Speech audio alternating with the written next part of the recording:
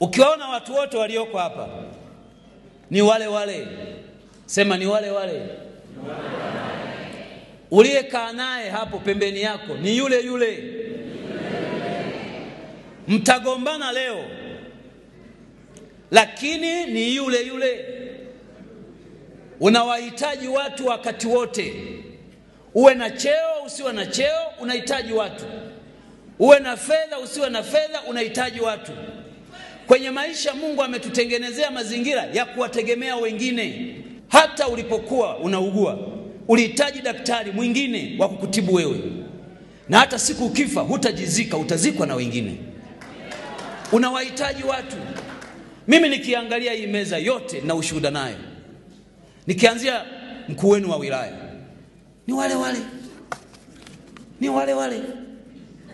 Sisi tukiwa umoja wa vijana, yeye makamu mwenyekiti wa umoja wa vijana taifa, tunajipanga, tunamsubiri kiongozi wetu na nyimbo tunamwimbia ni yule yule. Leo ni mkuu wa wilaya, mimi ni naibu waziri mkuu.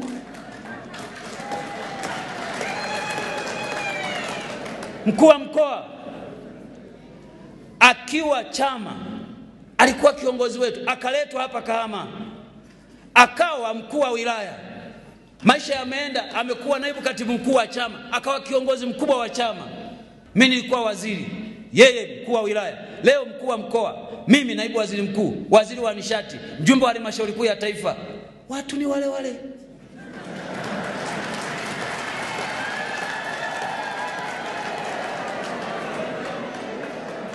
Niseme nini kwa Odilia huyu?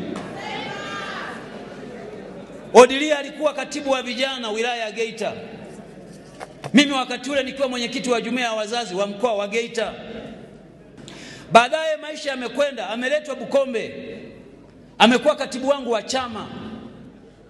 Baada ya muda ya Mungu mengi, kapandishwa cheo, kawa katibu wa mkoa, kaletwa Shinyanga. Leo yeye katibu wa mkoa, mimi niko hapa. Watu ni wale wale. Ningeweza kutaja kila mmoja naye mfahamu Mungu. Lakini kwa nini nasema hiki?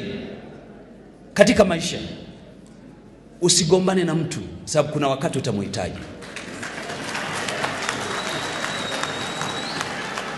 Kama kuna mahali una uwezo wa kumvumilia mtu aliyekuudhi, mvumilie, kwa sababu kesho utamhitaji. Mtaacha kugombana. Hiki chama kimewaleta pamoja. Kazi yenu ninyi muungane ndani ya chama, mkijenge chama.